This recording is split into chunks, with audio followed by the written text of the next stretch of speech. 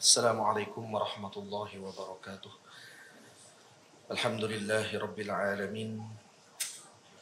Wassalatu wassalamu ala asyrafil mursalin Sayyidina wa nabiyyina Muhammad ibn Abdullah Rasulil Amin wa ala alihi wa ashabihi wa man tabi'ahum bi ihsanin ila yaumiddin. Subhanaka la ilma lana illa ma 'allamtana innaka antal alimul hakim. Rabbi shrah li sadri wa yassir li amri wahlul 'uqdatam min lisani yafqahu qawli.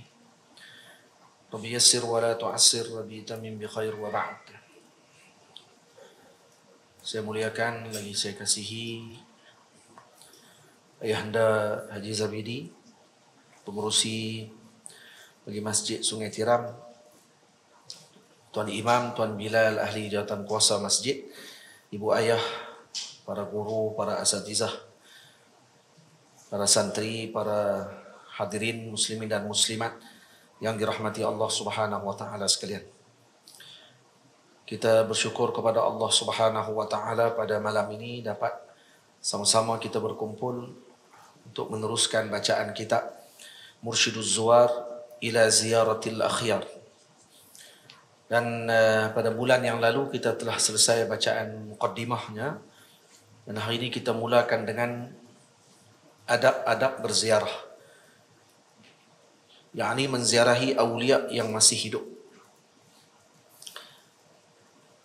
Jadi adab ataupun akhlak untuk kita berziarah ini adalah sesuatu yang sangat dituntut bagi kita melaksanakan, bagi mendapatkan faedah di dalam ziarah tersebut. Karena menziarahi para ulama dan awliya, sama ada yang masih hidup ataupun yang telah wafat, ini adalah merupakan salah satu daripada sunnahnya para salafus saleh yang terdahulu. Dan sayugia bagi kita untuk beradab ketika mana menziarahi ahlullah, yakni kelompok golongan ahlinya Allah Subhanahu wa taala, bagi mendapatkan faedah.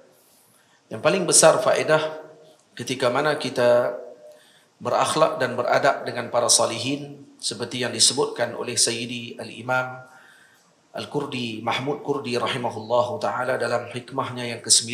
Kata beliau, al-adabu ma'al khalqi raji'un ila al-haqqi.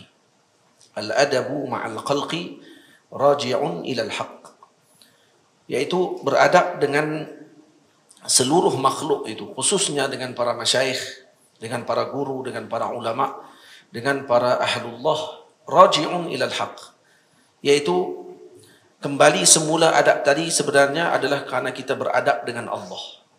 Seorang yang beradab dengan ahlullah, hakikatnya adalah dia beradab dengan Allah Subhanahu wa taala. Karena itu disebutkan oleh Al-Imam Mahmud Kurdi rahimahullah, yang merupakan guru kepada Sayyidi Syekhul Islam Al-Imam Abdullah Syarqawi radhiyallahu taala anhu, Syekh Jami' Al-Azhar Al-Syarif. Kata Syekh Abdullah Syarqawi, qad sami'tu min al-muallif, yaitu aku telah mendengar daripada Al-Imam Mahmud Kurdi rahimahullah, beliau menyebutkan annal qauma innama amarul muridina bil adabi ma'al masyayikh tawassulan ila al-adabi ma'allahi ta'ala. Sesungguhnya al-qaum, yakni para golongan sufi, mengarahkan para murid mereka untuk beradab dengan para guru, dengan masyayikh, tawassulan ila al-adabi ma'allah, adalah untuk dikira sebagai tawassul untuk beradab dengan Allah Subhanahu wa taala. Iaitu salah satu bentuk pendekatan diri bagi beradab dengan Allah.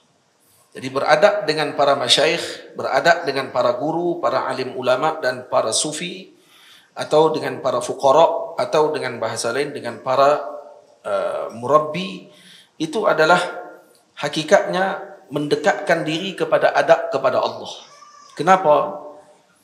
Li'anna al-murida idza ta'addaba ma'a syaikhih, ini kerana jika seorang murid itu beradab dengan gurunya, sara zalika 'adatan lahu, maka ini akan menjadi adab bagi murid tersebut. Fayata'addabu ma'a sairil khalqi, maka dia akan beradab dengan seluruh makhluk.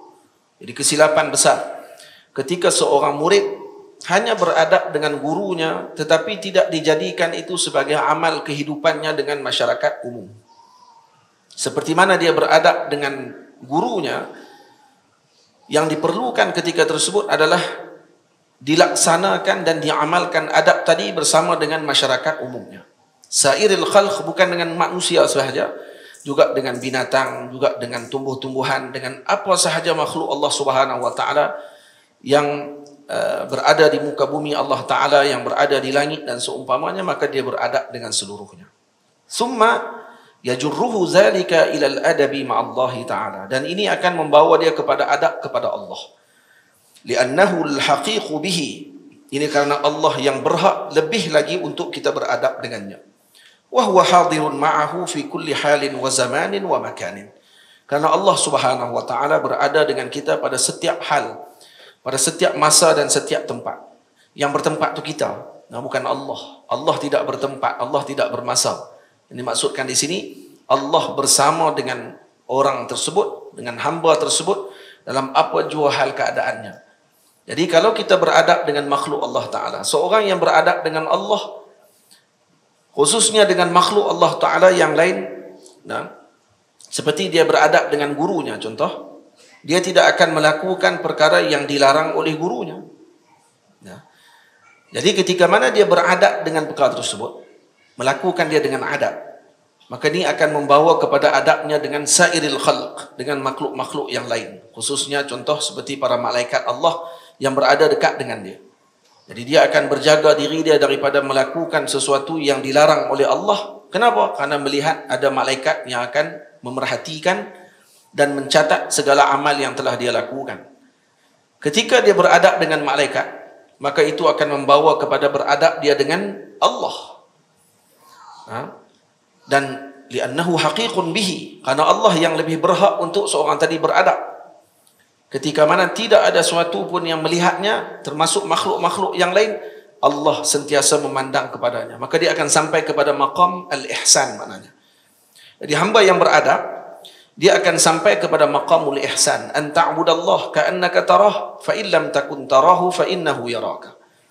Hakikatnya hadirin yang dirahmati Allah, ibu ayah semua, kita mengaji berkenaan dengan adab ni adalah untuk menyampaikan kita kepada haqiqatul ihsan. Haqiqah ihsan itu sendiri, yaitu apa dia? An ta'budallah ka'annaka tarah, fa illam takun tarahu fa innahu yaraka. Yani kamu beribadah kepada Allah seakan-akan Allah melihatmu. Fa illam takun tarahu, kalau kamu tidak melihat Allah, fa innahu yaraka, maka dia melihat kamu. Jadi ada dua maqam di situ, maqamul musyahadah dengan maqamul muraqabah. Yani sentiasa merasakan Allah memerhatikan dia, maka dia akan berjaga dan beradab ketika tersebut daripada dirinya dilihat oleh Allah dalam keadaan yang dilarang oleh Allah dan dimurkai oleh Allah. Dan kemudian yang kedua, kalau dia tidak sampai kepada maqam musyahadah, dia memandang dan melihat Allah melihatnya. Kalau tidak sampai maqam tersebut, seperti yang berlaku kepada para awliya dan para anbiya alaihi wassalatu wassalam, maka mereka mengambil maqam muraqabah, yaitu merasakan bahawa Allah sentiasa melihatnya pada ketika itu. Jadi beradab di sini bukan kita hanya beradab dengan para ulama dan para awliya Allah Ta'ala. Hakikatnya itu akan membawa kepada beradab dengan Rabbul Jalil. Berapa ramai orang yang kalau tidak mengetahui tentang hakikat tersebut, maka mereka hanya akan beradab ketika bertemu dengan para wali. Yang buat dengan wali, khususnya kalau wali tadi pula boleh tahu tentang apa yang ada dalam hati dia. Contoh, kalau dia pergi je tengok wali tersebut, tengok apa yang duduk dalam hati dia waktu itu keluar daripada mulut wali tadi. Dia mula bimbang waktu itu nak pergi jumpa. Dia kata, "Hai, sayau saya kata, nak pergi jumpa takut keluar habis." Yang dengan Allah Subhanahu wa taala setiap hari dia buat dosa depan tu, tak ada sikit pun dia rasa malu dengan Allah Taala. Sebab orang yang selalu pergi jumpa dengan awliya yang sedemikian, tamam, hakikatnya dia kena lebih malu lagi dengan Allah. Li'annahu haqiqun bihi. Karena Allah lebih berhak untuk kamu malu. Kalau kamu malu dengan makhluknya Allah Ta'ala, dengan Allah lebih patut kamu malu. Maksudnya begitu. Jadi ini adab ni akan mendapatkan dengan hasil tersebut. Jadi orang yang selalu berziarah dengan orang saleh, dia akan mendapatkan adab tersebut insya-Allah. Hasil tu dia akan dapatkan. Tak banyak, sikit akan dapat juga. Jadi ni kita tak syarah panjang lebar tentang adab, ada berapa jenis adab. Ada dipanggil adabus syariah, ada dipanggil adabus syariah, lepas tu adabul khidmah, kemudian ada adabul haq, diddul batil, kemudian ada yang keempat adabul haqiqah dipanggil. 4 jenis adab. Jadi apa ni, tak apa, nanti ada rezeki masa kita syarahkan benda tersebut, insya-Allah satu masa nanti. Kemudian saya sebut di sini menziarahi awliya yang masih hidup. Muka surat 77 bagi tulisan Jawi, muka surat yang ketiga bagi muka surat yang bahagian Rumi. Kalau tulisan bahagian Rumi, muka surat 3. Kalau Jawi, muka surat 77. Sayugianya bagi seseorang yang berazam menziarahi para salihin, sama ada yang masih hidup atau yang telah wafat, agar beradab dengan adab sopan dan tata susila berziarah. Saya dahulukan dalam kitab ini menziarahi awliya yang masih hidup. Jadi kenapa didahulukan yang masih hidup? Karena beradab dengan yang masih hidup itu kadang lebih perlu dijaga. Karena kita melihat ekspresi muka orang tadi.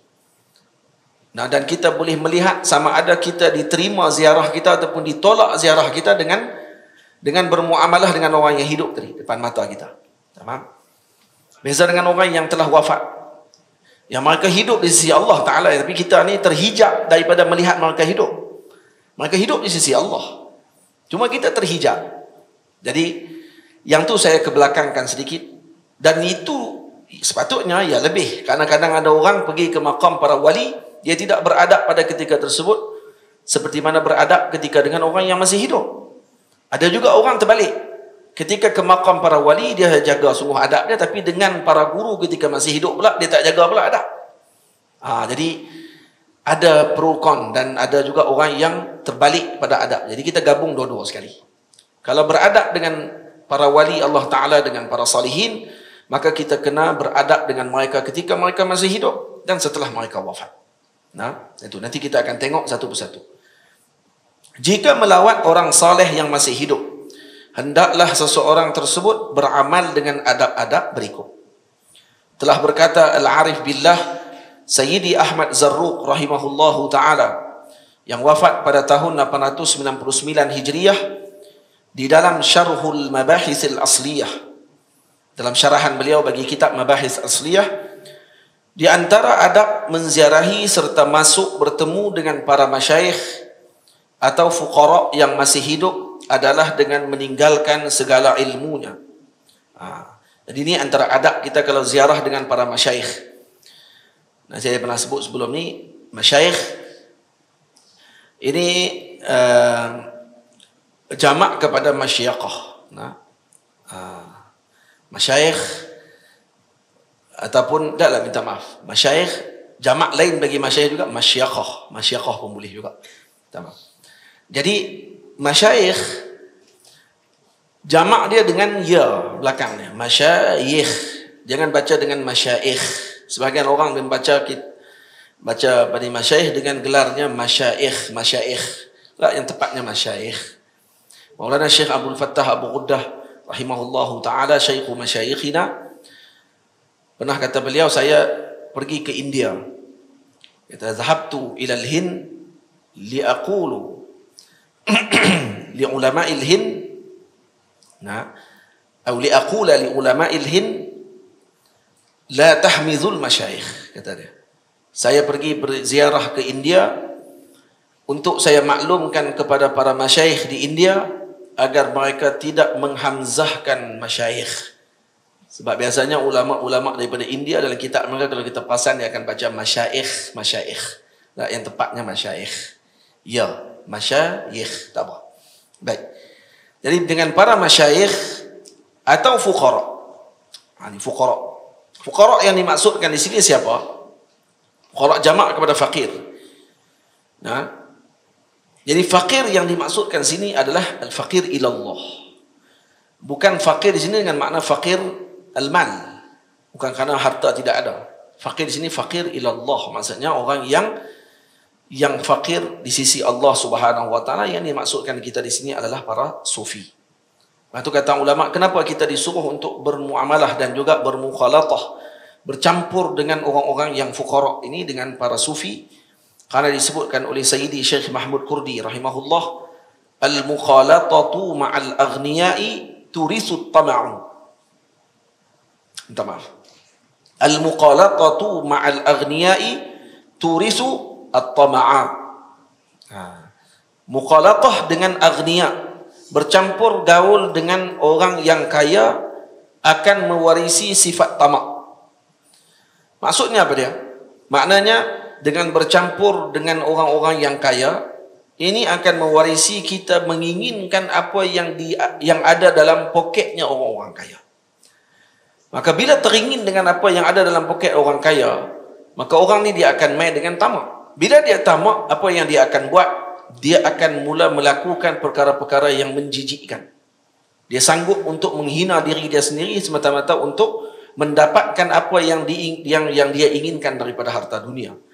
Karena itu Al-Imam Ad-Darani radhiyallahu taala anhu pernah disebut oleh beliau, "Lau qila lit-tama'", kalaulah ditanya kepada tamak, "Man abuka?", kalau tamak tu boleh bercakap. Sifat tamak tu, kalau dia boleh bercakap, orang tanya ke dia, "Man abuka?", siapa bapa kamu wahai tamak? Maka dia akan kata, "Asyakku fil maqdur", yakni syak dengan yang ditakdirkan oleh Allah. Faham? Karena kenapa kita suka tamak? Karena kita syak dengan benda yang telah ditakdirkan kepada kita. Sebab tu kita jadi tamak. Kita nak lebih daripada apa yang telah ditakdirkan oleh Allah. Karena kita syak dengan apa yang telah ditakdirkan. Kalau duit kita ada 3,000, tamam. Orang yang tamak dia tak cukup 3,000. Tu hak yang maqam 3,000 lah. Hak maqam 3 juta, 30 juta lain pula. Maqam 3 bilion lain pula. Dia akan tamak lagi pula lebih daripada 3 bilion. Maka kenapa dia jadi macam tu? Karena syak, asyakku fil maqdur. Karena dia syak dengan yang telah ditakdirkan oleh Allah. Kalau orang yang qanaah, yang tidak tamak, maka dia cukup dengan apa yang ada. Yang ada di tangan dia ketika itu, yang masuk dalam mulutnya dan dia boleh makan dan dia kenyang dengan sebab perkara tadi, maka itu telah ditakdirkan oleh Allah. Kalau lebih daripada itu. Okay? Kemudian ditanya lagi, "Walau qila man mahir fatuk?", kalau ditanya pula kepada tamak, "Apa kerjaan kamu wahai tamak? Pekerjaan kamu apa dia?" Maka kata tamak kalau boleh bercakap dia akan sebut, laqala kasbuz zul, mencari kerendahan, kehinaan. Walau qila, kalau ditanya lagi, ma ghayatuk, apa penghujung wahai tamak? Maka tamak akan jawab, al-hirman. Laqala al-hirman. Hirman maknanya apa dia? Diharamkan daripada mendapatkan kebaikan dunia dan akhirat. Itu dia. Sebab tu apa dia ilaj ataupun ubat bagi untuk membuang syajaratut tamak. Nah, untuk membuang sifat tamak dalam diri kita adalah dengan membuang al-ya's mimma fi aidin nas, iaitu dengan cara kita meletakkan putus asa kepada apa yang ada di tangan manusia, tak berharap dengan apa yang ada di tangan manusia. Itulah ubat kepada tamak. Ubat penyakit tamak ni kita kena rasa dalam hati kita, tak perlu lagi dengan apa yang ada di tangan manusia, tidak mengharapkan dengan perkara tersebut. Dan wa hukmuhu bi anna kullama qaddara la budda an yudrikahu wa annahu la yanaluhu syai'un ghaira ma qusima lah. Dan dia tidak meletakkan dengan hukum bahawa setiap yang telah ditakdirkan olehnya la budda an yudrikahu, dia mesti dapat benda yang telah ditakdirkan. Benda yang ditakdir oleh Allah, yang itulah saya akan dapat. Yang tak ditakdirkan oleh Allah kepada saya, terseduk pulun lah, saya tak akan dapat benda tu. Jadi orang ni dia akan hilang tamak. Dengan tamak ni lah akan main dengki. Dengan dengki ni lah akan mula main musuh. Dan dia akan main dengan sifat yang permulaan dia adalah dengan marah. Marah yang mula-mula sekali tu. Dan kemudian dia geram, dia jadi tak suka dengan orang, dan akhirnya dia akan buat benda-benda yang tak elok, seperti mana yang berlaku kepada masyarakat kita bila mana dia datang tamak dia yang luar biasa, dia sanggup buat apa sahaja yang boleh untuk memenuhi nafsu yang ada dalam diri dia. Atau orang yang ada sifat tamak ni, dalam diri dia masih ada nafsu ammarah bisu. Kalau ada dalam jiwa kita sifat tamak tu lagi, maksudnya tengok dekat hak orang ada, kita rasa tak puas dengan apa yang ada kat kita. Maksud nafsu ammarah masih ada lagi waktu tu. Jadi kalau sebut macam ni, kata Syekh Mustafa Al-Jayasi dalam kitabnya Mengenal Diri dan Wali Allah, dia kata apa? Kalau sebut tentang sifat ni dalam tamak tu, kita rasa kalau tak cukup dengan apa yang ada, tengok kat tangan orang, kita rasa nak kat kita. Kalau bergetar dalam hati kita sekarang, dengar saja ketamak tu saja, ada perkataan tamak tu, kita pun jadi macam ada kat aku maksudnya kita masih lagi dalam peringkat nafsu amarah bisu, masih ada lagi pada waktu tu. Tamam. Jadi kena perhati diri masing-masing. Baik. Dan siapa yang man tayaqqana hadza inqata'a anhu sawad at-tamaq. Siapa yang yakin dengan perkara tersebut, yakin dengan apa yang telah ditentukan oleh Allah Ta'ala, dan dia tidak akan dapatkan benda yang tak ditentukan oleh Allah. Mana yang dapat kat kita, itulah ditentukan oleh Allah. Tak dapat kat kita, maksudnya bukan ditentukan oleh Allah. Faham tu tuh? Kalau faham yang tu sungguh-sungguh, maka telah terputus daripadanya dengan hitamnya tamak. Zulmah at-tamak tadi ini telah terputus daripada hati kita. Maka kita akan rasa selamat, istaraha wastaraha minaz-zul lil khalqi. Maka dia akan terselamat dan rehat diri dia daripada menghina diri dia kepada makhluk. Wa 'asha 'azizan mutmainna. Dia akan rasa tenang, hidup dengan keadaan yang agung daripada mengharapkan kepada manusia. Faham? Jadi orang yang bila dia ada zul, dia tak kira apa dah. Dia sanggup buat apa saja. Dia sanggup buat apa saja. Sampai memalukan diri dia pun dia boleh buat. Faham? Contoh banyak. Cari diri kita untuk tengok ke orang. Contoh banyak. Tengok kat siapa? Tengok kat kita. Jangan tengok kat orang. Tengok kat orang, maksudnya masih lagi dia rasa hebat lah. Tak tasawuf lagi lah. Dia kalau kata, tengok kat orang tu. Tengok kat orang ni. Dia tak tengok kat dia. Tak jadi tu. Tak tengok kat kita. Tak mana sifat tamak kita yang kita ada tadi. Tamak ni pada beberapa tempat saja yang boleh jadi perkara yang terpuji. Tamak dengan ilmu. Yang tu yang terpuji. Kalau tamak dengan harta, tak ada apa. Boleh? Baik. Sebab tu disebutkan dalam kisah Al-Imam Abu Osman Ad-Darani radhiyallahu anhu, diceritakan, kharajtu min Baghdad uridu al-mawsila fabainama ana asiru idh bid-dunya uridat alayya izzuha wa jahuha fa'aradtu anha. Saya keluar daripada Baghdad menuju ke Mausil, nama negeri Baghdad, nak pergi ke Mausil. Sedang saya dalam perjalanan musafir tersebut, diperlihatkan kepada dunia, kepada saya ini, dengan keagungan, keindahannya, diperlihatkan dan dipajangkan kepada saya untuk saya mengambil dengan apa yang telah diberikan oleh Allah. Ini maksudnya dibuka kepadanya hijab pada waktu tersebut oleh Allah untuk dia mendapatkan seluruh keagungan dan kemuliaan dalam dunia. Maka kata beliau, a'radtu anha, saya berpaling daripada dunia tersebut. Fa'uridat alayya al-jannatu huraha wa qusuraha falam ahtafil biha. Maka dibuka pula hijab lagi, tengok syurga, nak tengok syurga tu. Saya diperlihatkan oleh Allah dengan hur, iaitu dengan bidadari-bidadarinya syurga dan istana-istana dalam syurga. Falam ahtafil biha, saya tak bergembira pun dengan perkara tersebut. Faqila li, tamam, maka dengan hatif. Hatif ni kalau Imam Abdul Wahab Sya'rani sebut dua. Sama ada yang pertama daripada malaikat Allah, atau yang kedua daripada Sayyidina Khadir alaihi salam. Nabi Allah Khidir alaihi salam. Khidir boleh, Khadir boleh, Khidr boleh. Boleh baca mana-mana, tak ada masalah. Semuanya betul. Jadi dilihat atau didengar suara pada waktu tersebut, law waqafta ma'al ula hajabnaka 'anis tsaniyah.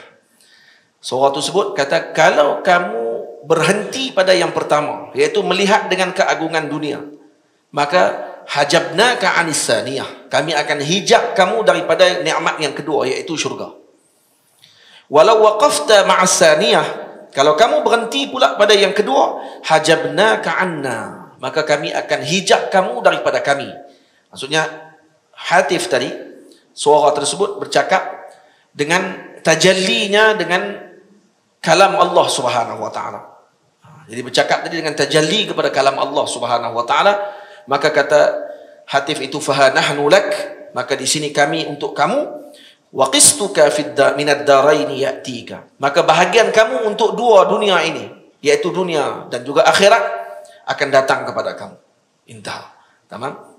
Ya, macam mana para awliya dulu mereka berpaling daripada dunia, hatta daripada syurga pun mereka berpaling, bukan mana sombong, tak, karena mereka inginkan yang lebih daripada itu lagi. Apa dia? Rabbul Jannah, bukan Jannah. Dia benarkan Tuhan syurga, bukan syurga. Tamam? Karena itu adalah maksud wusul yang sebenar. Bukan wusul kepada syurga Allah Ta'ala, tapi wusul kepada Rabbil Jannah, Tuhan pemilik syurga tersebut. Baik. Jadi itu kalau kita berteman dengan orang-orang yang kaya, dia akan mewarisi tamak. Mewarisi tamak bukan kita tengok macam mana para masyaikh syarah. Dia tak syarah kata kita akan mewarisi tamak kerana orang kaya sifatnya tamak. Tak, sebab bukan semua orang kaya tamak. Ada orang kaya tapi dia tak tamak. Dia kaya dan dia wali. Boleh jadi. Tengok syekh syarah apa? Syekh syarah, muqalatatu ma'al aghniya turisu tama'a. Bercampur dengan orang kaya mewarisi sifat tamak, iaitu tamak kepada apa yang ada di tangan orang kaya. Kita tu yang tamak, bukan orang kaya tu tamak. Orang kaya tu rampok bukan kita. Tamam? Kemudian kata Syekh, wa ma'al fuqara'i turisul qunu'a. Dan kalau bercampur dengan orang-orang fuqara, dengan para sufi, turisul qunu'a, maka dia akan mendapatkan qanaah. Nak dapat qanaah macam mana? Bercampur dengan para sufi, kita akan rasa qanaah. Cukup dengan apa yang ada. Waktu kena suhbah. Bersuhbah dengan guru yang mana dia bersifat dengan qanaah, kita pun akan qanaah. Tapi kalau bersuhbah dengan orang yang gilakan dunia, setiap minit yang dia sembang adalah berkait dengan dunia, dan juga apa yang dia inginkan daripada harta dunia dan apa yang dalam poket manusia, maka ketika tersebut kita juga akan mewarisi akhlak itu. Yang difikir pada waktu itu hanyalah bagaimana untuk dikayakan jasad jismani kita, tidak rohani kita. Karena itu kalau kawan dengan orang kaya yang mewarisi, kita menyebabkan kita akan mewarisi tamak tadi pada diri kita kerana nak apa yang ada dalam poket mereka, maka ini orang yang masih tertutup dengan hijab badan kasar dia yang ada depan mata kita ni. Nah, betul, orang yang terhijab dengan badan kasar ni, badan kasar yang ada depan mata kita ini bukan mahal kepada azab. Tamam? Mahal azab yang Allah Ta'ala akan bagi nanti, yang lebihnya adalah roh kita ni. Faham? Sebab tu kalau roh keluar daripada tubuh kita, orang yang jasad dia mati, kita pergi kerak, dia terkejut tak? Tanya, dia terkejut tak waktu tu? Dia mati, roh dah keluar dah, kita pergi kerak badan dia. Ada tak dia jadi terkejut, menggeletak ataupun dia jadi menggelepar dengan sebab kerana sakit? Tak, sakit tak sakit. Habis, hilang, jantung je. Kenapa? Kerana roh dah tak ada dalam badan dia. Jadi kalau roh ada dalam badan dia, waktu tu dia bawakan rasa sakit, dia rasa kenyang, dia rasa seronok, dia rasa sedih, dia rasa apa semua. Semua tadi mahal dia di mana? Di roh. Nah, yang ulama sebut dengan istilah yang pelbagai, roh, qalbu, sirru sir dan sebagainya tu. Nah, dia panggil akhfa, khafi, dan dalam bahasa sufi disebutkan dalam kitab-kitab para ulama sufi. Kalau kawan dengan mereka, campur dengan para sufi, maka dia akan mewarisi al-qanu', iaitu mewarisi sifat qanaah. Wa ziyaratu al-qubur turisul khushu'a. Menziarahi kubur pula akan mewarisi khusyuk. Ini tak mau syarah satu, panjang. Jadi itu. Baik, di antara adab menziarahi serta masuk bertemu dengan para masyayikh atau fuqara yang masih hidup adalah dengan meninggalkan segala ilmunya serta menyerahkan segala isyaratnya kepada para masyayikh tersebut. Jadi apa dia yang kita kena buat waktu kita ziarah para masyayikh, para ulama, para sufi, para awliya Allah Ta'ala? Yang pertama, adab sekali, tanggalkan ilmu kita. Pergi jumpa mereka dengan keadaan mengharapkan dengan apa yang ada pada ilmu dan petunjuknya mereka. Jangan duk buat pandai. Kalau pergi jumpa, itu bahasa kita. Jangan buat teror. Nak pergi jumpa tok guru, jangan buat teror. Buang dulu ilmu kita, tak kat pintu pagar. Walaupun kita mungkin lebih alim daripada guru yang kita pergi lawat tadi. Hang alim lah berkandak tak mana pun. Ketika kamu bertemu dengan seorang wali Allah Ta'ala, buang sikap tersebut terlebih dahulu. Datang dalam keadaan yang tidak ada apa-apa. Karena layanannya akan berbeza. Ketika seorang yang datang dalam keadaan mengatakan bahawa dia reti dan dia tahu dan dia sama dengan guru yang dia pergi jumpa tadi, maka dia akan diharamkan daripada mendapatkan faedah. Misalnya macam apa? Cawan yang penuh dah dengan air, nak cukup lagi tuang ayak dalam dia, tak perlu tuang ayak lagi, dia akan melimpah. Tak itu. Kita kalau nak air yang baru, kena tuang dulu air dalam cawan hak lama ni, baru boleh tuang pula dengan air yang baru. Macam tu misalan ketika kita bertemu dengan para guru, para alim ulama. Begitu dengan cawan kosong, baru kita akan dipenuhkan dengan air hikmah pada waktu tersebut. Tapi kalau kita pi penuh dengan air, dan kita tak tahu air yang penuh dalam badan kita tadi ini, dalam cawan tadi ini, air tadi air yang betul-betul mutlak, atau air tadi air yang mutanajis, nah, yang tak ada faedah apa untuk kita, kena buang dulu air tadi. Barulah dipenuhi dengan air hikmah yang diberikan oleh Allah kepada awliya yang kita datang bertemu tadi. Baru kita akan dapat. Kalau lagi duk penuh air, maka yang dituang tadi, cawan kita kecil. Bahasa mudah kata, wadah kita kecil. Tuang air, tak menjadikan air dalam ni sebagai air yang mutlak pada waktu tersebut. Dia akan bercampur dengan mutanajis yang ada dalam badan kita, menyebabkan terus akan berkampung dengan najis. Dan dia akan jadi makin sombong pada waktu itu. Betul tak ibu ayah semua? Itu kena buang dulu yang tu. Ramai di kalangan kita ketika bertemu dengan para wali Allah Ta'ala dan para ulama, mereka datang dengan cawan penuh. Dan cawan yang penuh tadi tidak lagi tentu dengan dalam cawan tadi adalah air mutlak. Boleh jadi dalam cawan tadi adalah air mutanajis, yang akhirnya menyebabkan tidak faedah apa ketika dituang air lagi dalam tu. Melainkan kena dituang dulu, buang dulu. Maka yang tu yang perlu dituang oleh siapa sebenarnya? Oleh guru yang murabbi, yang boleh nak menuangkan air tadi daripada murid yang kadang datang dalam keadaan buruk adabnya. Jadi kena buang dulu, serta menyerahkan segala isyaratnya kepada para masyayikh tersebut. Serahkan isyarat kita kepada para guru tersebut. Sebab tu kata Imam Abdul Wahab Sya'rani radhiyallahu anhu, antara adab yang kita lakukan ketika mana seorang tadi ingin melakukan apa kerja, Nabi SAW suruh untuk kita istiqarah. Betul? Tapi para ulama terdahulu, istiqarah mereka diserahkan kepada guru mereka. Untuk guru mereka yang istiqarah. Kenapa? Karena murid tadi dia akan anggap diri dia masih lagi penuh dengan kekotoran, maka dia kata dia tidak mampu untuk melakukan perkara tersebut, maka diserahkan kepada gurunya. Dengan husnuzan, wadah gurunya lebih besar dan dia akan mendapat petunjuk lebih cepat daripada apa yang dia pandang pada waktu itu. Karena husnuzan tersebut. Tamam? Ada dalam Lawaqih Anwar Khudusiyah fi Uhudil Muhammadiyah, baca dalam kitab tu kita akan tengok macam mana Al-Imam Sidi Abdul Wahab Sya'rani mensyarahkan tentang masalah tersebut. Janganlah sesekali dia mendakwa bahawa dirinya berilmu, serta tidak memandang bahawa dirinya itu termasuk orang-orang yang berilmu ketika bersama dengan para masyayikh tersebut. Ni adab seterusnya apa dia? Jangan kita dok rasa kita reti, dan jangan pandang kata kita reti. Itu pun satu juga. Tadi apa ni, dakwa reti. Yang kedua ni duk rasa-rasa macam reti. Dan ataupun dia termasuk dalam orang-orang reti. Tahu kata dia ada ilmu sikit ke, orang gelar dengan sekian-sekian ke, ketika datang bertemu dengan para murabbi, para masyayikh, maka ketika tersebut perlu kita membuang segala perasaan tadi. Kena buang dulu yang tu, baru akan dipenuhkan. Bahkan hendaklah dia menganggap bahawa ilmu para masyayikh dan fuqara itu lebih sempurna daripada ilmunya. Kena anggap macam tu. Ini adab kita. Kita tak akan pergi jumpa seorang doktor kalau kita rasa kita pun doktor. Itu. Nak pergi jumpa doktor buat apa? Kita kata saya pun pandai berubat. Pergi jumpa dia buat apa? Melainkan kita kena tahu kata kita ada benda yang kita tak arti. Nak kena pergi tanya dekat doktor tu. Baru ketika dia bagi nasihat, kita akan terima. Betul tak? Tapi kalau kita rasa saya pun doktor, pakar juga, pergi jumpa dia buat apa? Dia takkan jumpa apa tu. Sebab tu kata Imam Abdul Wahab Sya'rani, ada di kalangan para ulama yang tidak sampai mereka kepada maqam awliya disebabkan kerana sikap sedemikian. Bila Sidi Abdul Wahab kata, ada alim datang di tempat ni, kenapa kamu tak datang? Kenapa tak pergi jumpa dia? Kata alim tadi, kalau saya tahu ada orang yang lebih alim daripada saya akan pergi khidmat, susun kasut dia pun cukup dah. Oh, kemah. Sidi Abdul Wahab kata apa?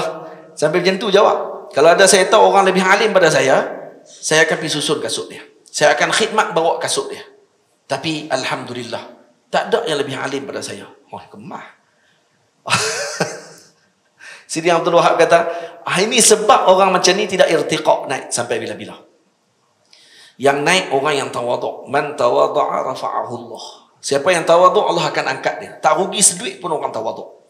Apa? Kita kalau letak ilmu kita di luar daripada rumah para guru dengan bahasa tawaduk maknanya. Jadi kita nak buang macam mana ilmu nak? Ilmu ni kan sifatnya makna. Benda makna. Benda makna, benda wujud. Lepas tu kalau kita mengaji sifat maknawi, sifat ma'ani kan? Sifat ma'ani apa dia? Wujudiyah. Sifatnya wujudi. Yani lau kushifa 'anna al-hijab la ra'aynahu. Kalau dibuka hijab kita akan tengok. Seperti mana sifat ma'nawi bagi Allah Subhanahu wa taala, sifat ilmu bagi makhluk juga adalah ma'nawi. Sifatnya wujudi. Tamam? Sebab tu benda yang wujudi macam tu, sebahagian ulama boleh tarik ilmu tadi daripada kita. Sebahagian awliya boleh pegang ilmu tu tak bagi dah kepada kita. Seperti yang berlaku, seperti mana saya pernah cerita dulu, ada kisah seorang wali Allah Ta'ala yang ketika mana dia berkhidmat dengan gurunya puluhan tahun, kemudian dia mendapatkan maqam yang tinggi dengan karamah yang Allah Ta'ala zahir daripada tangannya yang luar biasa. Akhirnya dia tinggal guru dia ada murid-murid dia sendiri, dan kemudian dia tak sambung sanad dia dengan guru dia yang dia mengaji itu. Dia pergi sambung terus dengan guru kepada guru dia. Oh, kemah. Tak sebut dah guru dia. Sebut terus guru kepada guru dia. Sebab guru kepada guru dia masih lagi wujud pada waktu, masih hidup. Satu hari guru dia lalu dekat zawiyah dia. Zawiyah dia atas bukit. Guru dia lalu di bahagian bawah. Dan singgah di masjid di bahagian bawah bukit. Bila singgah di bawah masjid bahagian bawah bukit tadi, maka dijemput anak murid tadi untuk datang temu dengan Tok Guru. Dia kata, kami tak mau naik. Dia kena turun jumpa kami. Dia tak mau turun. Takabur. Dah mula dah rasa tak, saya lebih sama aja martabat. Sebab apa? Sebab guru yang saya ambil juga guru dia. Jadi kami ni macam sepengajian lah. Oh, mah. Nah, tapi dia hantar makanan untuk dijamu kepada guru dia di bawah tu. Hantar makanan. Dan bila sampai makanan dekat guru dia tadi di bahagian bawah ni, apa kata guru tersebut? Kata beliau, bangun semua. Dia kata anak murid dia, pakat bangun semua. Sebab daripada dalam perjalanan pergi kepada Sidi Abdul Salam Mashish. Nah, jadi dalam perjalanan tu, dia kata, kita bangun, kita tak akan makan makanan dia. Kita tak akan makan makanan yang dijamu oleh fulan ni. Kami datang pada hari ini adalah untuk mengambil kembali amanah yang telah kami tinggalkan kepada dia. Sebut saja yang tu. Disebutkan kata, keluar daripada mulutnya pada waktu tersebut, ilmu pada waktu tu. Hilang dan jadi bodoh sampai mati. Habis. Waktu tu juga, nah diceritakan, keluar ilmu daripada diri dia. Karena guru tadi kata apa? Kami datang nak ambil balik amanah yang kami tinggalkan. Maksudnya dia ambil balik ilmu yang dia bagi kepada murid tadi. Bagi pinjam saja. Bagi pinjam tadi tengok nak ada di drama, rupanya jadi sombong. Jadi takabur. Diambil balik, jadi bodoh sampai mati. Dan cerita ini masyhur dan ma'ruf ulama daripada Maghribi. Nah, dalam satu tulisan beliau. Dan kisah ini berlaku di Maghrib. Nah, di Maghrib. Baik. Itu kena jaga sungguh adab kita ketika melawat dengan orang-orang yang soleh. Ini kerana dia memerlukan kepada tunjuk ajar dan ilmu mereka. Ilmu para guru tersebut. Adab ini perlu dilaksanakan walaupun secara zahirnya dia lebih berilmu daripada orang soleh yang dizarahinya. Dia kena beramal dengan adab ni. Walaupun pada zahirnya dia lebih alim daripada orang tadi. Ini kerana yang dinilai pada ketika itu adalah hakikah. Bukan secara zahirnya. Yang dinilai pada hakikahnya. Bukan pada zahir. Al-Imam Zarruq rahimahullahu ta'ala juga mengatakan bahawa di antara perkara yang sangat ajaib yang aku dapati daripada sebahagian orang bahawa mereka menziarahi ahlul kamal, yakni para ulama sufi, para wali, dengan tujuan untuk mengambil manfaat daripada mereka. Ini kata Sidi Zarruq, aku heran. Ada orang pergi ziarah orang soleh, para wali Allah Ta'ala, ahlul kamal. Maksud ahlul kamal di sini, orang yang telah mencapai kepada maqam kamilah, atau disebut dengan insanul kamil. Nah, dalam bahasa para ulama sufi, dengan tujuan untuk mengambil manfaat daripada mereka, ambil manfaat ilmu, petunjuk. Namun sebaliknya dia pula yang memanjangkan perbicaraan dalam ilmu hakikah di depan para ahli hakikah tersebut. Dijumpa dengan para wali, dia pula nak tunjuk kata dia wali juga waktu tu. Nah, dia pun sembang panjang cerita bab ilmu hakikat, maratib nafs. Nah, nafsu ada 7 bahagian, nak kena lalu kena cerita macam dia seorang jarti, orang lain semua tak arti. Cerita pula depan wali tu. Patutnya pergi datang depan tu para guru, para ulama tadi ni duduk diam je sebenarnya. Dengar saja isyarat apa dia nak bagi. Dengar saja nasihat apa dia nak bagi. Faham? Mereka menyangka dengan mengucapkan sedemikian akan menambahkan kecintaan para ahli hakikah tersebut kepada mereka. Dia sangka kalau dia bercakap macam tu, orang ahli wali tadi akan kasih kat dia. Kata, weh, wali juga dah ni, no? Gitu. Nah, dia ingat kata dia boleh dapatkan kecintaan dengan sebab cakap banyak tu. Kata Imam Zarruq, saya tidak pasti. Adakah perbuatan tersebut dilakukan kerana menyangka bahawa para ulama tersebut tidak tahu? Satu. Kenapa dia buat macam tu, cakap banyak tu? Yang pertama mungkin kerana dia anggap mereka tu tak tahu apa yang dia ketahui. Atau yang kedua, tujuannya untuk mendapatkan kecintaan para ulama tersebut. 2. Atau yang ketiga, semata-mata menghampirkan kepada para ahli hakikah tersebut bahawa dia, atau mempamerkan kepada para ahli hakikah tersebut bahawa dia juga punya zauq dan kefahaman. Tiga-tiga tu semua buruk. Tama nak abang kata dia erti, hak mereka tak tahu. Kalau dia pergi cerita tu, kalau wali ni tak tahu ni, dia yang tahu. Itu satu. Hak tu paling buruk sekali tu. Yang kedua, kerana nak bagi dapat kecintaan, ringan sikit. Dia cerita macam tu dengan harapan wali nanti akan kasih kepada dia. Kenapa? Kerana dia ni ada pengetahuan tentang ilmu ni. Dia ingat ilmu tu ilmu bercakap. Dia ingat ilmu tadi ilmu perbicaraan, menyusun kalimah sahaja untuk faham tentang masalah tadi. Dan yang ketiga, masalah ketiga, dia mempamerkan kelebihan tadi untuk menunjukkan kata dia pun ada zauq juga. Nah, Rasulullah nak maklum kata bukan kamu saja wahai wali mempunyai zauq, perasaan dan juga kefahaman. Saya juga ada. Kemah. Maka kata Imam Zarruq, kesemua ini adalah kebodohan, kejahilan. Semua ni bodoh. Kalau buat macam ni maksudnya kamu jahil. Kamu tak erti lagi. Kamu tidak ada sikap tawaduk ketika bertemu dengan para salihin dan para awliya Allah Subhanahu wa taala. Semoga Allah taala melindungi kita daripada bersikap sedemikian. Tamam. Tak perlu cakap banyak ketika mana kita bertemu dengan para ahlullah. Tamam. Karena itu menzahirkan kita punya kelemahan. Kita akan membuka pekung kita pada waktu itu. Dan kita akan menzahirkan dengan kita punya kekurangan pada waktu itu. Jadi, lebih baik diam. Lebih baik diam, dengar saja dengan apa yang akan dinasihati oleh para awliya tersebut. Ini kita bertamu. Maka beradab dengan tuan rumah.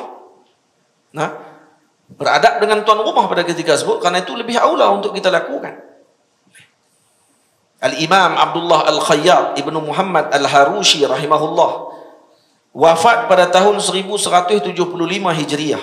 Tuan hadirin yang dirahmati Allah, ni kitab ni sebenarnya adab-adab macam ni kalau dibaca, ni dibaca kepada orang yang beriktikad dengan kebaikan dan juga dengan kemuliaan para wali Allah Ta'ala. Orang yang tidak ada iktikad, dia dengar macam ni, dia rasa macam janggal.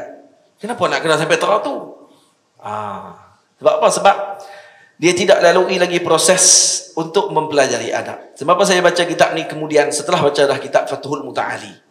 Kita dah baca dah adab secara zahir yang kita perlu lakukan dengan para guru kita. Ni masuk pula adabul batin. Adab batin pula dengan para guru. Nak kena jaga juga. Bukan sakat kena jalan depan tok guru, kena jaga macam mana.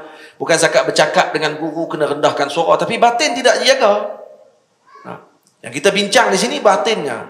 Bukan zahirnya semata-mata. Karena ada murid yang berdiam ataupun menyembunyikan ataupun mengurangkan suaranya di depan guru, tapi dalam hatinya juhuri. Jahuri maksudnya. Juhuri orang Johor pula kan. Jahuri apa dia? Ni tinggi suaranya dalam hati, nak menunjukkan kata dia juga ahli dalam perkara tersebut. Tak mau yang macam tu. Kita nak dua-dua dalam keadaan yang merendahkan diri.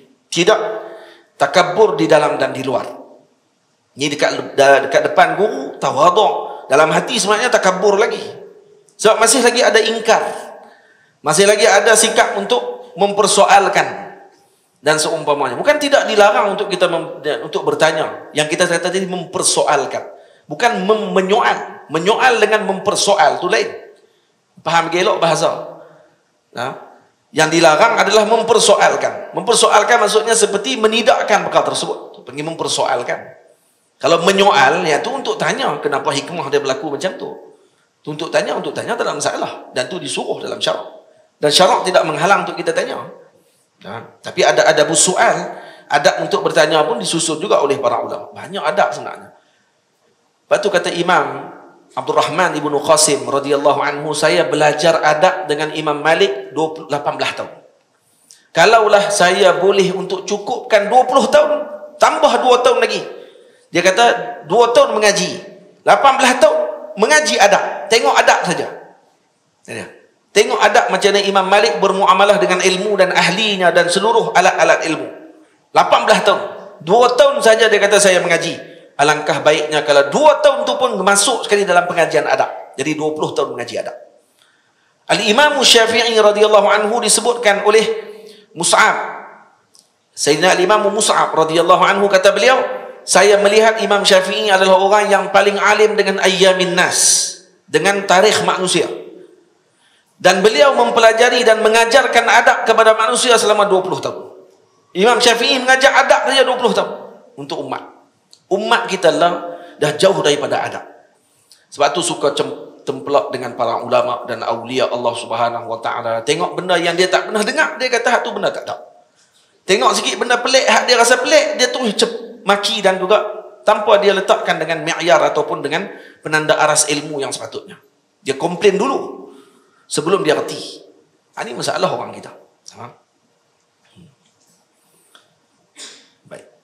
Kata Imam Abdullah Khayyat Ibnu Muhammad Al-Harushi rahimahullah, wafat pada tahun 1175 Hijriah, memberikan kesimpulan bahawa menziarahi para masyayikh itu diperlukan padanya 3 perkara. 3 benda yang kita kenal kalau lawat orang-orang alim, lawat para awliya Allah Ta'ala. Yang pertama, merendahkan serta menghina dirinya sehingga dia memandang bahawa tiada kelayakan baginya untuk berbicara. Itu dulu. Jadi kalau orang rasa diri macam ni, dia tak akan cakap banyak. Dia akan lebih banyak berdiam diri. Menjawab ketika disoal sahaja. Ataupun ketika diberi peluang untuk bertanya, barulah dia akan bertanya. Faham? Itu yang satu. Yang kedua, bersiap untuk menerima sepenuhnya serta memberikan sepenuh perhatian dan pendengarannya tanpa dia meminta sesuatu daripada wali tersebut. Siapkan telinga untuk mendengar, menjadi pendengar yang terbaik, dan kemudian untuk mengamalkan dengan apa yang telah dia dengar tersebut. Ramai orang ramai jumpa dengan para guru, para ulama, minta nasihat dan semuanya, bila dibagi panduan, dia kata ramai nak bagi hak ni. Itu tak jadi apa. 300 orang dah jumpa, bagi panduan 300 orang dia abaikan. Balik tak buat juga. Jadi macam mana nak dapat hasilnya? Tak dapat hasil, dia buat baru 3 kali. Contohnya, pergi kat Tok Guru kata banyakkan selawat. Kalau ada orang berjumpa dengan para ulama, berjumpa dia bagi nasihat. Bagi nasihat aja, dia dengar kat telinga dia, balik tak buat pun dengan apa yang dia nasihati tadi. Tak selesai juga masalah tadi. Kemudian dia akan kata tak selesai pun, tak edit pun, tak edit apa-apa hang tak buat. Tengok para sahabat Nabi ketika mana datang bertemu dengan Nabi. Ada seorang sahabat, anaknya dicolek dalam peperangan. Colek. Tangkap oleh tentera musuh. Kemudian dia pergi jumpa dengan Nabi. Dia kata, ya Rasulullah, anak saya ditawan dalam peperangan. Nak buat macam mana ya Rasulullah? Nabi kata, banyakkan baca la haula wala quwwata illa billahil aliyyil azim. Banyak baca yang tu. Dia tak kata apa. Tak ada pergi kepada Nabi kata, takkan hak tu je.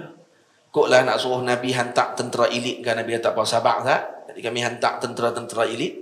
Sayyidina Umar, Sayyidina Ali, hantar lagi siapa dia? Sayyidina Miqdad.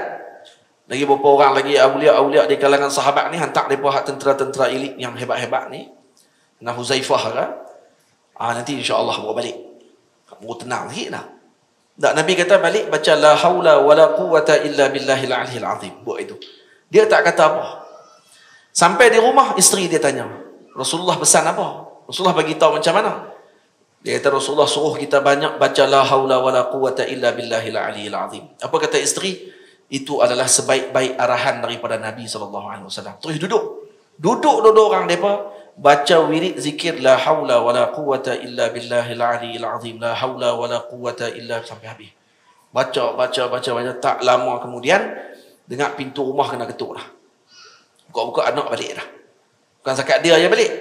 Bawa balik sekali dengan 4,000 ekor kambing. Dia 4,000 ekor kambing. Tanya dia, macam mana boleh jadi macam ni? Kata dia, tadi berlaku peristiwa yang ajaib, dia kata. Sedang saya dalam penjara yang mereka letak tu, penjaga-penjara tadi jadi lalai. Saya boleh ambil kunci, buka kunci. Saya boleh keluar, seorang pun tak perasan. Hak tu jaga penjara tak perasan seorang pun. Hak dalam tawanan tu lah. Keluar pula, ada 4,000 ekor kambing hak mereka rampah daripada peperangan. Dan tu termasuk ghanimah lah. Kalau orang dalam perang tu ghanimah lah. Saya sempat ambil 4,000 tu bawa balik. Tuan-tuan ingat pun senang bawa balik 4,000 ekor kambing. Nak tarik tu seekor pun teruk. 4,000 dia boleh buat tarik, maksudnya apa dia? Memang tak sedap terus pok tu. 4,000 ekor bawa balik. Ni sebut dalam kitab Jawahir Lu'lu'iyah karangan Sayyidi Al-Imam Abdullah Jurdani radhiyallahu ta'ala anhu Ad-Dimyati.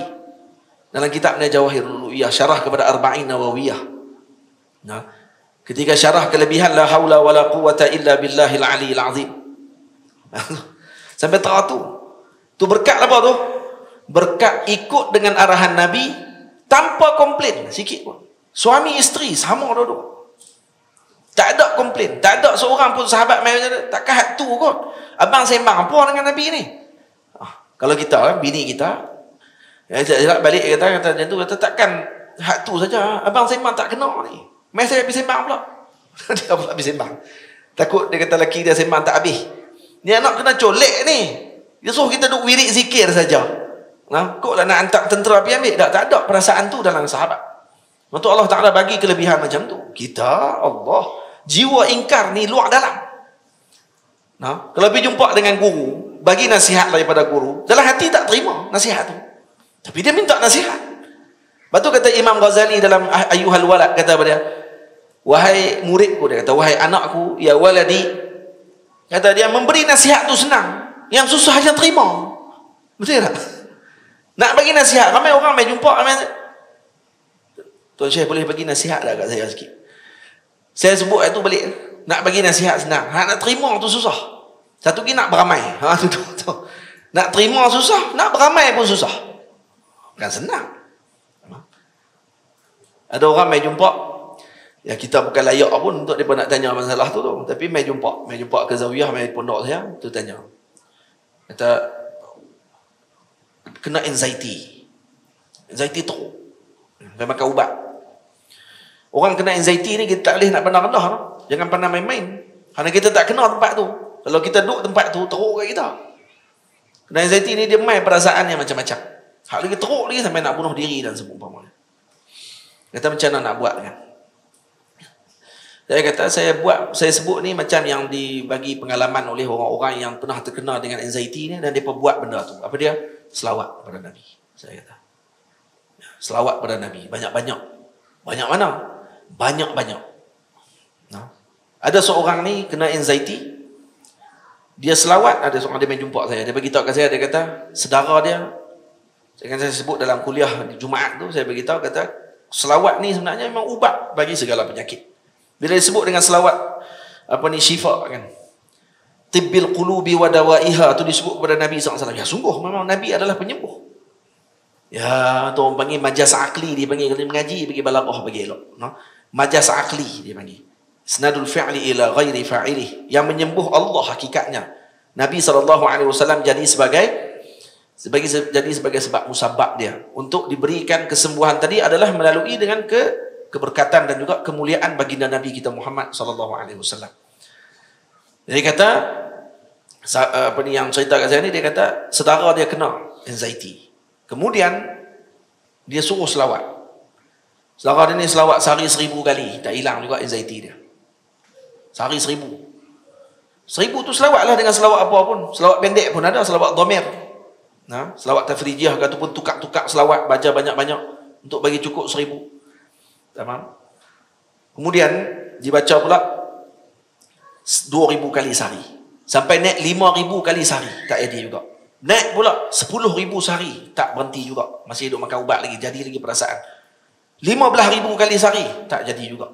20,000 kali sehari, tak hilang juga. 25,000 sehari, 25,000. Hilang terus, ubat pun tak makan.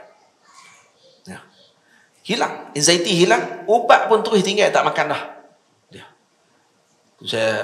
Saya kata, yang tu yang orang pernah melalui peristiwa tersebut. Jadi, tak sama. Orang tak sama. Ada orang mungkin 1000 saja dah selesai. Dia 25,000. Mungkin ada orang dia setakat 1000.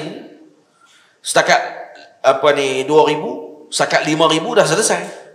Jarib. Maksudnya saya kata, cuba. Kena try pada diri sendiri. Dia nak bagi nasihat senang. Hak nak teruk tu siapa hak nak buat tu lah. Dia lah nak tentu dia nak buat ke tak. Kalau macam tu, kalau tak buat juga. Maksudnya itu banyak. Awal lagi dah letak dah kata banyak. Kenapa dia nampak banyak? Karena dia nampak dengan bilangan 25,000 tadi seolah macam bila keluar pada mulut tak ada faedah apa. Kok keluar tu dia keluar sekali dengan duit 25,000 lega. InsyaAllah pakat buat tu.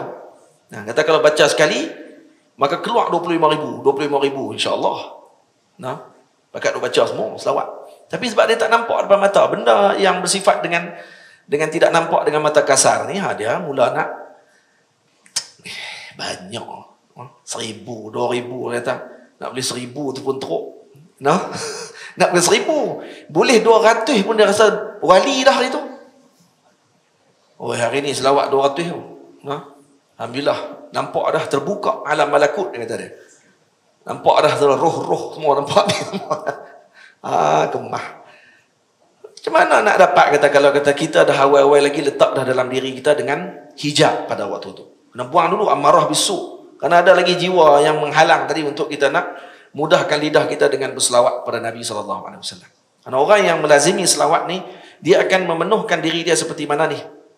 Dia kata, selawat ni sebenarnya maqam dia adalah maqam tahliyah dia panggil. Iaitu menyucikan ataupun menghiaskan diri. Dia bukan takhliyah lagi, takhliyah dengan istighfar. Tapi selawat boleh ambil dua-dua tempat. Dua-dua tempat sekali. Takhliyah dengan tahliyah. Dua. Membersihkan dan menghiasi. Dua perkara. Tamam? Lepas tu kita kena tahliyah. Kemudian barulah dia akan dapat kepada maqam tarqiyah ataupun tajalli. Tahalli, tajalli. Takhliyah dan kemudian tahliyah barulah tarqiyah, barulah akan naik peringkat. Ni tak buat dah. Tak buat tak idea apa. Kena buat. Selain daripada makan ubat, kena juga selawat dengan Nabi SAW. Kerana semua sikap ataupun penyakit-penyakit tadi adalah penyakit yang bersifat dengan kerohanian. Kerana roh kita lemah. Itu sebab dia. Faham Ibu Ayah? Kerana roh kita lemah. Tak payah kata kuat teramana lah. Masuk rumah kosong, tak ada siapa dalam rumah tu. Takut dah kita waktu tu. Daripada kata ada hantu dalam rumah tu. Boleh tak kita masuk jalan dalam rumah tu? Dia kata ada hantu rumah ni. Tak apa, kita nak masuk tak tengok. Dia tengok dia jalan depan kita. Bukan jalan, merangkak. Pergi terus kita. Terkejut. Dia main beremang. Dia main takut perasaan tu. Perasaan tu dia main tak? Dia main. Tapi ada tak perasaan tu bila kita dengar nama Allah Ta'ala? Bila kita lalu rumah Allah Ta'ala? Bila kita sujud pada Allah Ta'ala? Bila kita baca Al-Quranul Karim? Bila kita selawat kepada Nabi SAW, ada perasaan tu. Ada perasaan gerun dari dalam hati kita. Seperti mana yang awliya rasakan. Ada. Kan tu masuk takut lain. Dia tak takut dengan Allah. Sebab tu kalau orang getak apa sikit, kencing. Ketak lutut-lutut ni. Buat-buat ni. Potong gaji. Ketak lutut dah. Ketak. Buat-buat. Jadi kami buat macam ni lagi. Ketak lutut. Habis. Faham tak? Kenapa jadi macam tu? Kerana roh lemah. Ini bukan saya cerita pasal orang, kita pasal diri kita sendiri. Tengok masing-masing. Faham? Kalau tahu yang tu keadaan dia, macam mana kita nak bagi roh kuat? Bersuhbah dengan orang yang rohnya kuat. InsyaAllah jadi kuat. Kita nak roh kita kuat cepat, payah. Payah. Mak kita banyak turun naik. Iman kita ni macam dengan minyak ada dalam kereta. Jalan laju sikit, lagi cepat. Lepas tu suka break menyacak. Perut tu, lepas tu lagi dia nak mula enjin balik tu, dia makan minyak teruk. Lepas tu dia nak kena berhenti dia buah minyak. Boleh. Tapi kalau pakai cahaya solar, kereta cahaya solar, tutup kedai minyak. Lepas tu dia tak buat kereta solar. Kereta solar. Kereta tu pakai solar ya. Parking tengah-tengah panas, dia akan sedut cahaya solar. Kuasa tadi dia akan boleh pakai seminggu, tak payah pakai minyak. Kemah. Boleh pi 200 km sejam. Kalau preh pi terang mana pun, lepas 2 minggu baru kena tak balik lepas tengah matahari. Agak-agak Shell kan ni tak? Shell sebelah ni kan. Tutup Shell lah. Sebab apa? Sebab sohbah dia dengan matahari. Sebab sohbah dia dengan matahari. Kita kalau bersohbah dengan para salihin, dengan awliya, tumpang sekali kita dengan kuat tadi, naik sekali peringkat kita, walaupun kita ni binatang ya. Anjing Ashabul Kahfi masuk syurga walau dia anjing. Karena apa? Karena sohbah dengan Ashabul Kahfi. Sohbah apa dia buat? Tidur saja. Dia tidur saja dengan orang yang tidur 7 orang. 7 orang Ashabul Kahfi tidur. Dia pergi tidur dengan mereka je, tidur dekat depan pintu. Allah masukkan dia dalam syurga sekali. Kenapa? Karena bersohbah dengan awliya kibar pada waktu tersebut, yang ditidurkan oleh Allah Ta'ala daripada fitnah pada waktu itu, maka Allah berikan dia dengan kemuliaan itu sekali. Walaupun binatang tak masuk syurga. Binatang tak ada masuk syurga, melainkan beberapa jenis binatang saja yang disebut dalam hadis. Antaranya qitmir. Dan dimuliakan dalam syurga, dia tak jadi binatang lagi, jadi orang. Tukar jadi manusia pada waktu itu. Disebabkan karena bersohbah dengan salihin. Kita ni, jiwa kita macam tu sebenarnya. Ada orang yang jiwanya keanjingan, walaupun jasadnya manusia. Ada yang jiwanya kekhinziran, walau jasadnya manusia. Kerja nak nyondoi saja. Tak mana saja nak nyondoi, dia nyondoi. Semua dia akan pergi nyondoi. Ada orang yang jiwanya kesyaitanan. Dan ada yang jiwanya ni, nafsu zulmah dia adalah seperti mana apa ni, Allah SWT yang tak boleh nak digambarkan. Jadi nafsu-nafsu manusia ni yang pelbagai ni, yang siapa yang akan boleh tarakki tadi ni? Ya ayyuhalladzina amanu taqullah wa kunu ma'as sadiqin. Duduk dengan orang yang siddiqin, sadiqin. Allah Ta'ala tak kata wa kunu sadiqin dalam Quran. Dia kata, Allah Ta'ala tak kata ya ayyuhalladzina amanu taqullah wa kunu sadiqin. Wahai orang yang beriman, bertakwa kamu kepada Allah, jadilah kamu sadiqin. Tapi Allah Ta'ala kata apa? Kunu ma'as sadiqin. Ada ma'a di situ. Kalau buang ma'a tu teruk kita. Rahmat Allah Ta'ala sebut ma'a kat situ. Duduk dengan orang yang sadiqin saja dah pada dah. Tak perlu jadi sadiqin, duduk dengan mereka pun tak apa dah. Ni tujuan dia. Bersohbah dengan mereka untuk dapatkan faedah tadi. Kalau kita bersohbah dengan orang soleh, tapi tak dapat faedah adab tadi dengan baik, sia-sia faedah kita tadi. Sia-sia kita punya sohbah. Sebenarnya sohbah tadi tidak mendekatkan kepada Allah, malah menyebabkan murka Allah lebih datang banyak lagi kepada kita, dengan sebab kita duduk kawan dengan orang soleh tadi. Sebab apa? Sebab tak jaga adab. Sebab tu orang yang tak jaga adab, mereka akan diharamkan daripada mendapatkan barakah dan juga nafahat yang luar biasa. Dengan adab sahaja, seorang murid akan terakki ke peringkat yang tinggi dengan gurunya, walau gurunya orang biasa. Tak mesti guru tadi alim mutabahir. Guru tu orang biasa saja. Tapi anak murid tadi beradab sungguh dengan gurunya, berbaik sangka dengan gurunya tadi, dengan baik sangka yang luar biasa. Dia akan tumbuh dengan subur. Faham tak? Dia akan tumbuh dengan subur. Dia mula mai jadi anak benih, biji benih yang kosong, tapi dalam dia dah ada surah pokok yang besar. Betul tak? Kita ni macam biji benih yang nak dipecahkan dengan siraman air daripada masyayikh, daripada guru, barulah akan keluar pokok yang besar tadi. Hakikatnya dalam tu dah ada surah pokok dah, tapi dia main dalam bentuk biji benih kecil. Biji benih kecil saja, tapi dalam tu dah ada gambaran pokok besar tu. Siapa yang akan keluarkan pokok tadi daripada siraman adab dia dengan para guru, diletakkan di tanah yang sepatutnya, dalam tanah kerendahan, disiram oleh gurunya dengan siraman kasih, dan rahmat daripada Allah, maka dengan izinnya Allah akan naik pokok tadi, akan tumbuh ranting, tumbuh keluar daun, dan akan jadi tempat untuk diteduhi oleh manusia pada waktu. Dia akan bagi manfaat kat orang. Sama ada dia waktu hidup atau dia mati. Kalau mati, orang akan kerak pokok tu pula, ambil tiang dia apa semua kali, buat pula tiang rumah. Dan tu lebih mahal lagi daripada waktu dia hidup. Faham tak? Itu misal lah, misal. Bil misal yattadihul maqal. Al-labid takfil isyarah. Orang yang cerdik ini cukup dengan isyarat kepada mereka. Baik. Yang ketiga, sikit lagi nak habis lah. Menzahirkan keperluannya terhadap segala ilmu para ahli hakikah tersebut. Dia kena zahirkan, dia berharap sungguh dengan ilmunya ahli hakikah. Dengan bertanya perkara yang sepatutnya, atau dengan kata kiasan yang jelas dalam meminta petunjuk daripada mereka. Jadi kena ada soal pula. Dia kena ada kitab baru ni, satu lagi kena baca. Kita ada soal. Benda apa nak kena tanya, benda macam mana nak kena minta. Kena ada adab semua tu. Kalaulah diamalkan semua perkara tadi, insya-Allah. Umat ni akan jadi umat yang ajaib. Dan ni, sebab tu para sahabat dulu menjadi umat yang ajaib. Dan mereka tu sendiri adalah mukjizatnya Nabi SAW. Itu kata para ulama, kalaulah Nabi kita SAW, junjungan besar kita Nabi Muhammad sallallahu alaihi wasallam, tidak ada mukjizat lain selain daripada Al-Quran. Tak ada mukjizat lain selain daripada Quran sahaja, cukuplah para sahabat itu sendiri menjadi mukjizat kepada Nabi sallallahu alaihi wasallam. Mukjizat ni perkara mencari adat. Dan sahabat-sahabat adalah seolah-olah perkara mencari adat yang ada dalam muka bumi Allah Ta'ala. Ini satu generasi yang tidak ada bandingan. Tak boleh kita bayang macam mana para sahabat Nabi. Tak nak bayang macam mana. Ujubah zaman. Mereka ni semua keajaiban zaman. Lepas tu Nabi kata, khairul quruni qarni. Sebaik-baik kurun adalah kurunku, kata Nabi. Thumma allazi yalunahum. Nabi guna summa.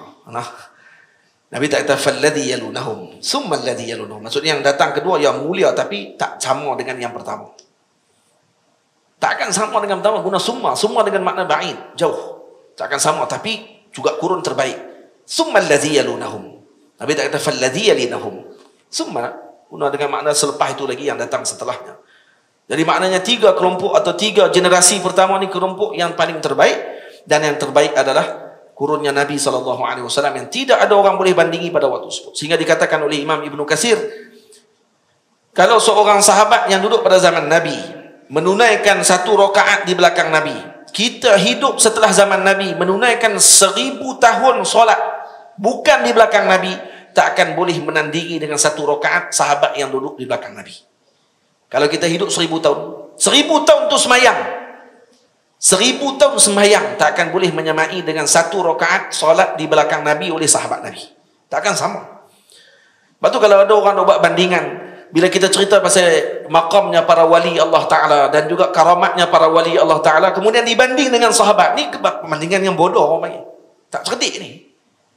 Dia kata apa wali dapat macam tu, Sayyidina Abu Bakar tak dapat pun keramat macam tu. Sayyidina Abu Bakar tu keramat dah. Tak perlu lagi keramat dengan benda-benda. Dia tu sendiri keramat. Sayyidina Umar tu sendiri keramat dah. Tak perlu dengan keramat lain yang kamu rasa dengan keramat yang dilihat oleh para awliya, jalan tahayyak, terbang dan seumpamanya. Kita tak pernah dengar pun. Cerita kartun ni. Dia cerita kartun. Tengok. Buat ni masyarakat lawak zaman lah ni. Lepas tu dia kata kita pak lawak.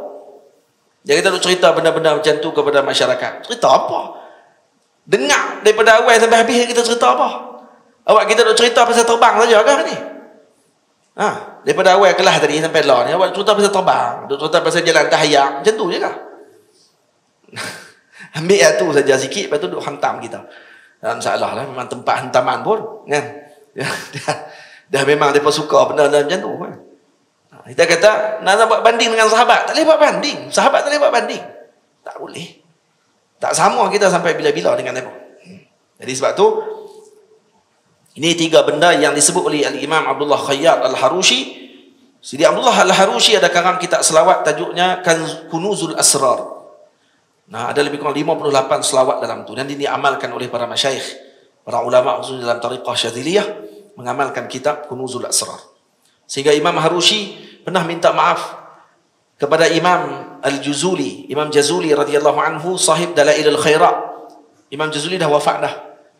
Tapi dia kata, mohon ampun wahai Imam Abu Abdullah Muhammad bin Sulaiman Al-Jazuli, karena kitab saya lebih tinggi daripada kitab kamu. Dia yakin dia dengan kitab dia. Kunuzul Asrar, kata Maulana Syekh Ali, ada kitab yang mungkin lebih tinggi daripada Dalail dari sudut kedudukan. Tapi Dalail ada nur. Dalailul Khairat karangan Imam Jazuli ada nur dan dicatat qabul dalam umat. Boleh jadi kitab Imam Harushi lebih tinggi pada sudut kedudukan. Dalam tu ada 58 selawat yang diamalkan oleh Syekh Abdul Fattah Qadhi sehari 5 kali khatam. 55 kali khatam kitab Kunuzul Asrar. Bukan kecil selawatnya, besar juga. Tebal juga kitab dia. Dia amal sehari 5 kali khatam. Sehingga dikatakan oleh Maulana Syekh Ali Jumaah, waktu ketika Syekh Abdul Fattah Qadhi tidur pun selawat tadi masih dibaca oleh beliau. Dibaca lagi selawat daripada lidah beliau. Dan dia bangun pada tidur tadi, sambung dia terus. Sambung terus. Waktu tidur pun baca sampai punya ta'alluq, ikat hati dia dengan selawat tadi. Baik, sikit lagi. Pengap 5 minit. Mengapa para ulama sangat beradab di hadapan para guru mereka sehingga kita melihat mereka langsung tidak berbicara melainkan dengan izin daripada gurunya? Ada macam mana, kenapa kita tengok ada awliya yang sampai tahap macam tu? Ini kerana mereka beramal di jawapannya dengan segala adab yang telah kita sebutkan tadi. Itu mereka orang lagi mana makin mengerti dan tahu tentang kedudukan beradab tadi dengan guru tadi, mendapatkan faedah yang besar, maka dia akan makin tunduk dan makin tawaduk dan akan makin menyerahkan segala apa yang telah dia pelajari tadi untuk dia amalkan. Itu maksudnya.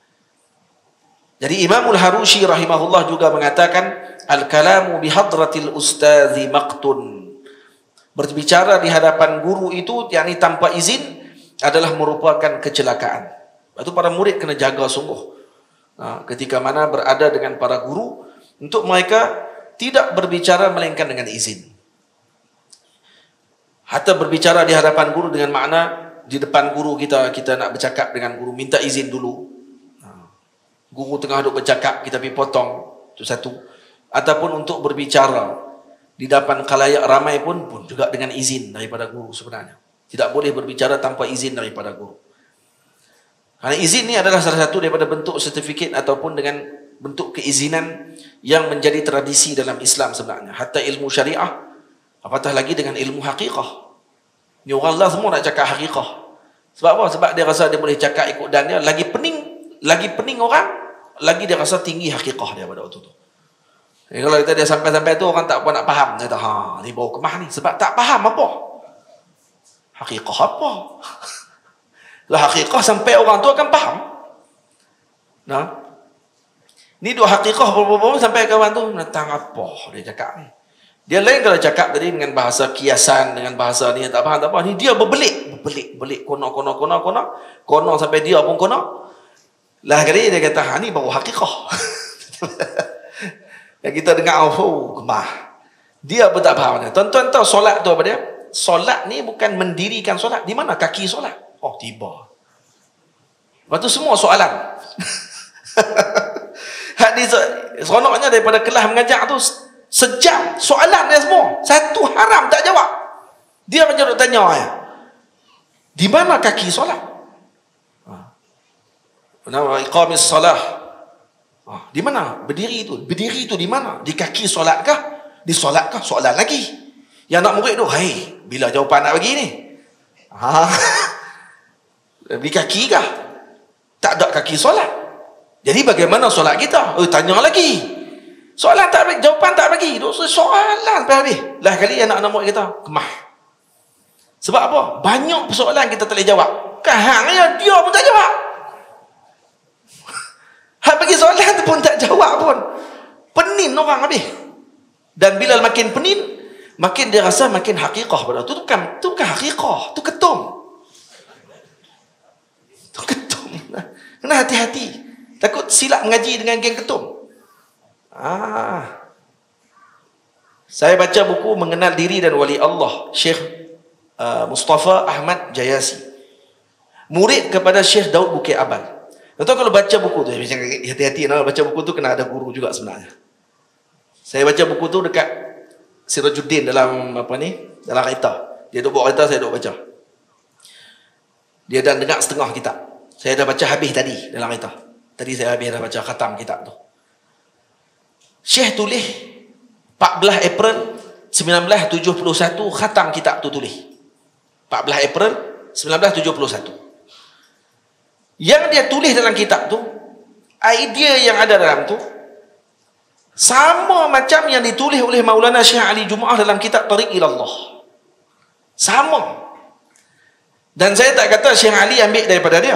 Kerana apa? Kerana Syekh Ali orang Arab, Mufti Mesir, tulis kitab Tariq Ilallah, dan kemudian Syekh tulis dalam kitab bahasa Jawi, dan dia sampaikan tauhid tasawuf dalam bentuk hakikah, tapi dengan bahasa yang kata dia, saya tulis ni untuk difahami dengan mudah oleh orang. Bila baca yang tu, Allahu Akbar, rasa nak teriak baca. Dia punya bahasa dia, dia punya penyampaian dia sebiji macam guru dia Syekh Daud Bukit Abad, guru Salik, guru kepada guru saya, Tuan Guru Haji Baba Zahari. Baba Zahari juga mengaji dengan Syekh Daud Bukit Abad. Syekh Daud Bukit Abad tulis mukadimah kitab tu. Dia kata apa? Ada orang diberi oleh Allah dengan waridat. Waridat ni macam-macam. Dan Syekh Mustafa ini mendapatkan waridat dalam bentuk tulisan. Dia boleh menyampaikan ilmu tasawuf yang tinggi dengan bahasa yang rendah sampai orang boleh faham.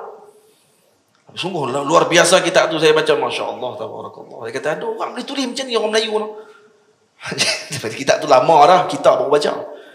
Dan dia kata kena baca kitab dulu, baru baca kitab yang kedua. Rampaian ilmu tasawuf, ada kitab kedua nipih. Dia kata jangan baca kitab ni, hak kedua ni, lagi mana tak selesai kitab yang pertama, mengenal diri dan wali Allah. Baca mengenal diri dan wali Allah tadi, baru kita tahu kita ni siapa dia. Wali Allah siapa dia. Macam mana peringkat nafsu mereka, macam mana bandingan yang dia bagi, misal-misal yang dia bagi, luar biasa.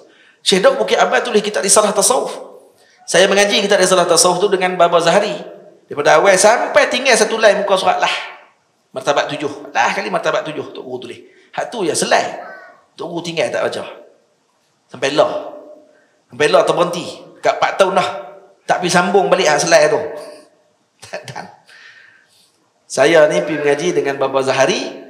Tiap-tiap tahun saya balik, saya akan pergi mengaji dengan Baba. Kalau 3 bulan balik, saya akan pergi mengaji. Ini sebelum ada zawiyah, sebelum ada pondok. Tiap-tiap hari Selasa saya akan pergi. Dan Baba akan mengajak saya sorang-sorang lah pergi mengaji. Baba ni kalau saya tidur pun dia tak akan gerak. Tu memang syok lah. Tok Guru tak marah. Kita pula pergi bulan tidur. Dia tidur. Baba mengajak. Tapi masa baca kitab Risalah Tasawuf, itu saya jarang tidur. Saya tak tidur. Dan Baba baca sampai habis.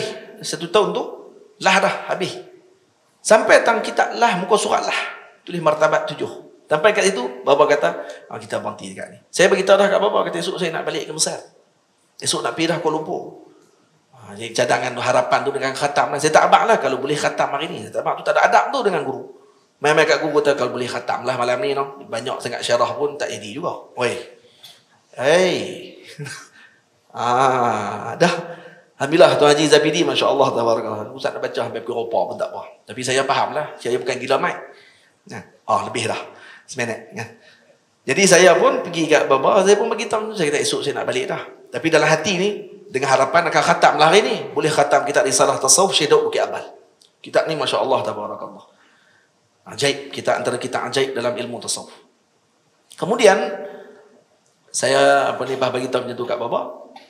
Baba kata tak apa, baca sampai hak muka soalah selai ya. Kita berhenti kat ni ya. Jadi insya-Allah kita sambung lain dia kata.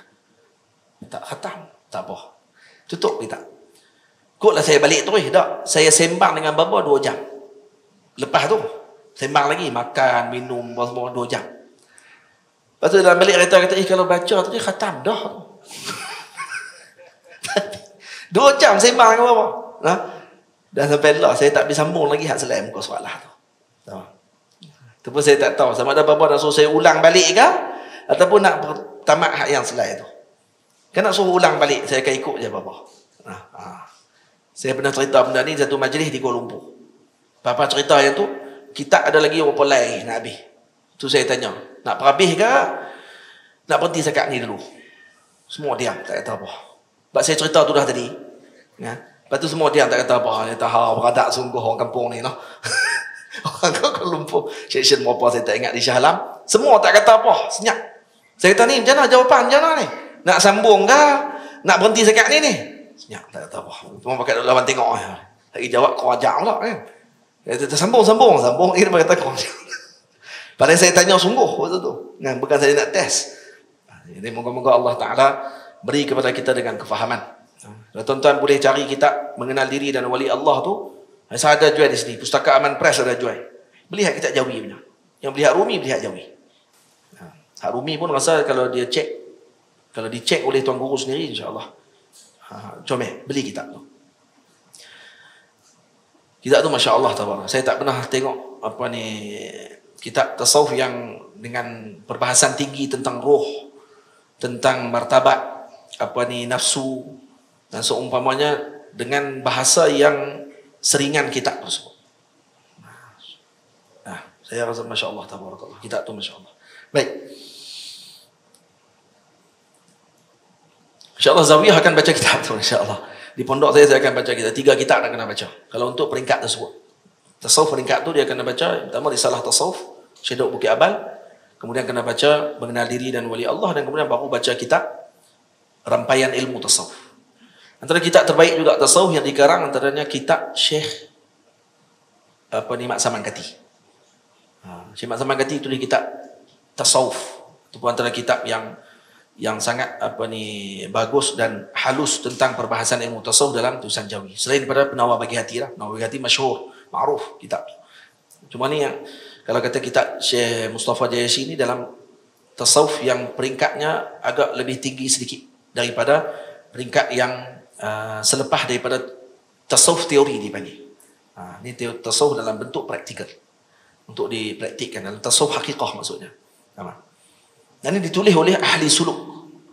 Atau orang yang suluk dia akan dapat waridat, dan tu waridat yang diperolehi oleh sebahagian ulama. Antaranya seperti yang didapatkan oleh beliau. Ini guru dia sendiri yang iktiraf.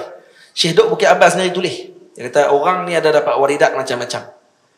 Jenis-jenis yang pelbagai. Dan Syekh Mustafa ini mendapatkan waridat dalam bentuk boleh menyampaikan ilmu tasawuf yang tinggi-tinggi dengan bahasa yang ringan dan mudah kepada orang ramai.